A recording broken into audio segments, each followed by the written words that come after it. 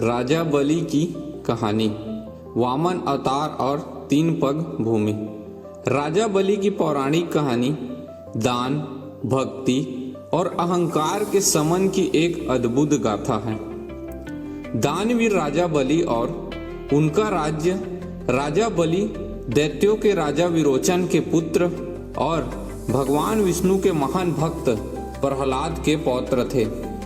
वे अत्यंत पराक्रमी, न्यायप्रिय और दानवीर राजा थे।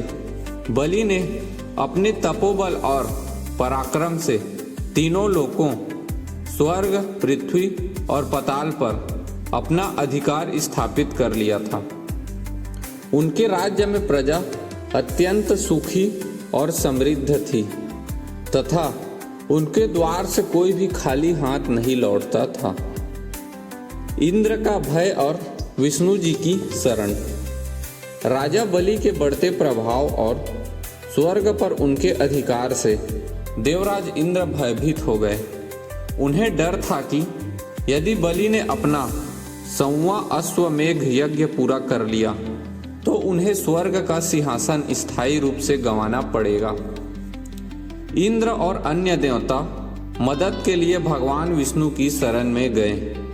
भगवान विष्णु ने देवताओं को आश्वासन दिया कि वे बलि के धर्म और भक्ति की रक्षा करते हुए इस समस्या का समाधान निकालेंगे। वामन अवतार और 3 पग भूमि। राजा बलि के 100वें अश्वमेघ यज्ञ के दौरान भगवान विष्णु ने अति लघु रूप में वामन बौने ब्राह्मण का अवतार लिया। वामन देव यज्ञ स्थल पर पहुंचे। राजा बलि ने उनका सम्मान करते हुए उनसे मनचाहा दान मांगने को कहा। बलि के गुरु शुक्राचार्य वामन देव को पहचान गए और उन्होंने बलि को दान देने से रोका, लेकिन अपनी बात के पक्के राजा बलि ने वचन देने से पीछे हटने से इनकार कर दिया। वामन देव ने केवल 3 पग यानी 3 कदम भूमि मांगी। राजा बलि ने मुस्कुराते हुए इसे स्वीकार कर लिया। बलि का समर्पण और पाताल लोक। वचन मिलते ही भगवान वामन ने अपना आकार अत्यंत विशाल विराट रूप कर लिया। पहला पग पूरे भूलोक यानी पृथ्वी को माप लिया। दूसरा पग पूरे देवलोक और आकाश को माप लिया। अब तीसरा पग रखने के लिए कोई स्थान नहीं बचा। वामन देव ने बलि से पूछा कि वे अपना तीसरा कदम कहाँ रखें। राजा बलि ने अपने धर्म का पालन करते हुए और पूर्ण समर्पण के साथ अपना सिर आगे झुका दिया और कहा, हे प्रभु, आप अपना तीसरा पग मेरे सिर पर रख लीजिए। वरदान और ओणम उत्सव।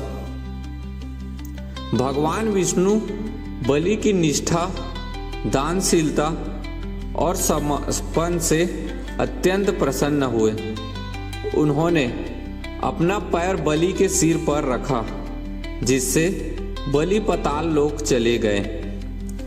विष्णु जी ने बलि को पाताल लोक का राजा बना दिया और उन्हें अमरता का वरदान दिया।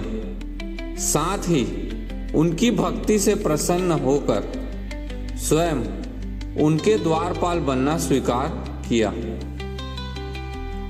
भगवान विष्णु ने राजा बलि को वर्ष में एक बार अपनी प्रिय प्रजा से मिलने के लिए पृथ्वी पर आने की अनुमति दी।